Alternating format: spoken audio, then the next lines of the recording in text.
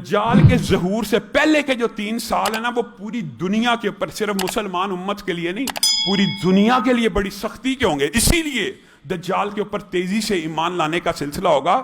وجہ سن لیجئے، حدیث کے الفاظ یہ ہیں 3 سال اتنی شدت کے ہوں گے۔ پہلے سال اللہ تعالیٰ آسمان کو حکم دے گا 1/3 بارش بند، بارش بند۔ اگلے سال حکم دے گا 2/3 بارش بند، 2/3 بارش بند ہو جائے گی۔ تیسرے سال حکم دے گا آسمان کو کہ 1 قطرہ بھی زمین کے اوپر پانی کا نہیں برسانا۔ یہ 3 سال شدت کے جب پوری دنیا دیکھ لے گی، پوری دنیا شدت کے ایسے 3 سال دیکھے گی، غلہ کہاں ہوگا، اناج کہاں ہوگا؟ جب آسمان سے 1/3 پہلے سال، 2/3 دوسرے سال، تیسرے سال 1 قطرہ نازل نہیں ہونا، تو بتائیے حالات، واقعات تو فتنے کی طرف آٹومیٹک بڑھتے چلے گئے۔ علی بتہ جب کبھی موقع آیا امام مہدی کی، ان ایام میں کیا تیاریاں ہوں گی اور وہ مسلمانوں کے لیے کیا کچھ کر رہے ہوں گے، اس حوالے سے مفصل بات کریں گے۔ مختصر یہ کہ ان کے آنے سے قبل ایک نشانی یہ امام مہدی کے بعد یہ 3 سال شدت کے، اور پھر بعض محدثین نے اس بات کے اوپر اتفاق کو نقل کیا ہے کہ دجال سے پہلے ایک اتنا عظیم الشان واقعہ ہوگا جو بہت بڑی نشانی ہوگا۔ کیا؟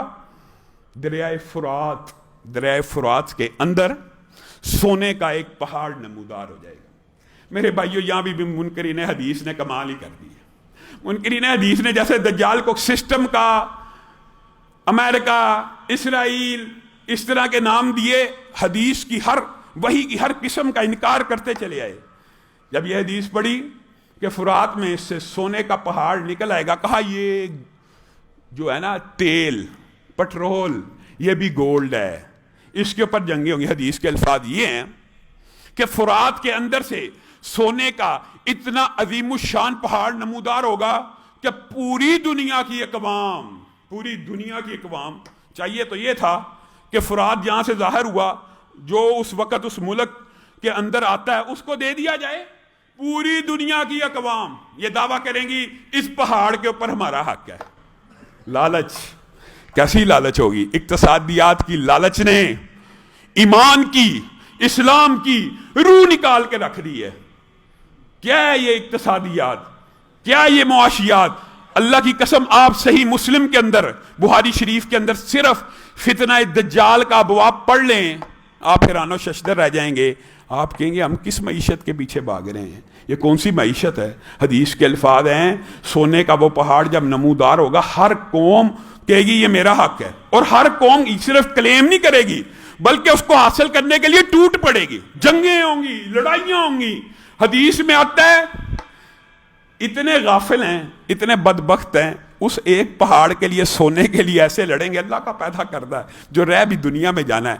آج بھی جتنے خزانے ہیں، چاہے آپ کے گھر میں سونے کی چوڑی ہیں، ایک وقت آنے والا ہے یہ سارے کے سارے خزانے اسی زمین میں رہ جانے والے ہیں۔ وَلِلَّهِ مِيرَاثُ السَّمَاوَاتِ، اللہ ہر خزانے کا وارث رہ جائے گا۔ ہم یہ سمجھتے ہیں ہمارے بچے ہماری دولت کے وارث ہیں، نہیں، عارضی طور پہ تو ہیں، لیکن حقیقی وراثت اگر انسان کو یہ فلسفہ سمجھ آ جائے نا، بعض اوقات ہم ایسی بات کرتے ہیں، کہتے ہیں یہ تو تصوف کی طرف بات جا رہی۔ بات تصوف کی نہیں ہے میرے بھائیوں۔ اگر حدیث رسول کے اوپر اعتقاد ہو نا، ایمان ہو، رسول اللہ صلی اللہ علیہ وسلم نے بعض حدیثیں ایسی نہیں بیان کی جن کے اندر ماضی کا صیغہ استعمال کیا ہے نا، جس نے مؤذن کی اذان کا جواب دیا، مختلف حدیثیں ہیں جس نے یہ پڑھا، وہ کیا ہو گیا؟ دخل الجنہ۔ یہاں پہ جو صیغہ ہے وہ ماضی کا ہے۔ ماضی کا صیغہ مستقبل کے لیے جب استعمال کیا جاتا ہے تو مراد کیا ہوتی ہے؟ مراد یہ ہوتی ہے کہ وہ جنت میں داخل ہو گیا، ہو چکا ہے، ہو جائے گا نہیں، وہ ہو چکا ہے، کیونکہ اللہ کے رسول نے کہہ دیا جو یہ عمل کرے گا وہ داخل ہو گیا، وہ سمجھے میں داخل ہو چکا ہوں۔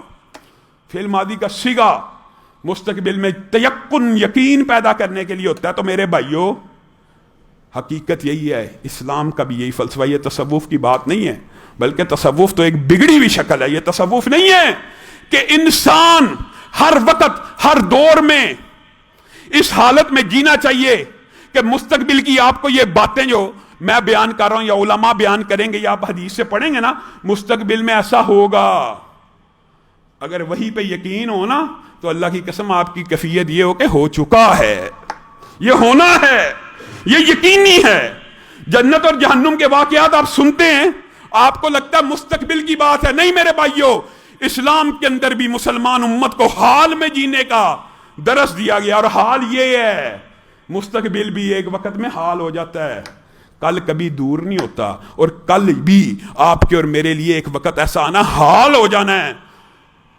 اور جب حال ہو جانا ہے تو کس چیز کی بغاوت ہے؟ اللہ کے سامنے کھڑا، انہم یرونہ بعیدا ونراہ قریبا، تم اسے دور سمجھتے ہو، اللہ کے نزدیک تو وہ بہت قریب ہے۔ میرے بھائیوں، یہ جو وقت ہے، یہ جو گردش ایام ہے، یہ روز و شب جو ہیں، یہ میرے اور آپ کے لیے، مخلوقات کے لیے ہمیں ٹائم لگتا ہے، اللہ کے لیے اللہ وقت سے ماورا ہے، اللہ کی مخلوق ہے وقت، اللہ کے لیے ہر چیز حال ہی ہے۔ اسی طرح میرے اور آپ کے لیے بھی ہمارا یہ عقیدہ ہونا چاہیے، جو سن رہے ہیں یہ حال ہے، یہ ہو جانا ہے، یہ یقینی ہے، یہ بدیہی ہے۔ جب یقینی اور بدیہی ہے تو کس دولت کے پیچھے بھاگ رہے ہو؟ حدیث میں تو آ رہا ہے کہ اتنی بڑی جنگ ہوگی اس سونے کے اس پہاڑ کے پیچھے لالچ میں آ کر، کہ پوری دنیا کے افراد کا تناسب رسول اللہ نے بیان کر دیا۔ پوری دنیا میں اگر اس وقت 100 افراد ہوں گے، حدیث رسول ہے، کسی مولوی کا فتویٰ نہیں ہے، 99 لوگ آپس میں قتل کرتے کرتے مر جائیں گے، جدال کرتے کرتے، لڑتے لڑتے مر جائیں گے، اس امید کے اوپر کہ بچنے والا آخری شاید میں ہی ہوں، تو یہ سونے کا پہاڑ مجھے مل جائے۔ اور حدیث کے جو، اگر آپ فتنے کی یہ حدیثیں پڑھیں نا، تو اللہ کی قسم انسان حیرت زدہ رہ جاتا ہے۔ رسول اللہ صلی اللہ علیہ وسلم نے فرمایا، یہ تو بعد کے ایام کی باتیں ہیں، لیکن میں آپ کو صرف موضوع کی مطابقت سے یہاں بیان کر رہا ہوں، ایک وقت ایسا آنے والا ہے، یہ جو گھوڑے ہیں نا، یہ جو بھینسیں ہیں، یہ جو ہیرے جواہرات ہیں، ایک وقت امت کے اوپر ایسا بھی آنے والا ہے، ان کی قدر و قیمت مسلمان امت کی نظر میں حضرت امام مہدی کے بعد، حضرت عیسیٰ کے آ جانے کے بعد، دنیا کو امن سے بھر دینے کے بعد اتنی حقیر رہ جائے گی، اتنی حقیر رہ جائے گی کہ چند دینار کا بھی لوگ گھوڑا نہیں خریدیں گے، کیونکہ آخرت کی فکر لاحق ہو جائے گی۔ جب حقیقت ہو جاتی ہے نا انسان کے دل میں، اس کو پتہ چل جاتا ہے یہ درہم و دینار کوئی چیز نہیں ہے، یہ سونے کا پہاڑ نمودار ہوا، 99 لوگ حدیث میں آتا ہے قتل کرتے کرتے ایک دوسرے کو مر جائیں گے، ایک بندہ بچے گا، ہر 100 میں سے صرف ایک بندہ بچے گا۔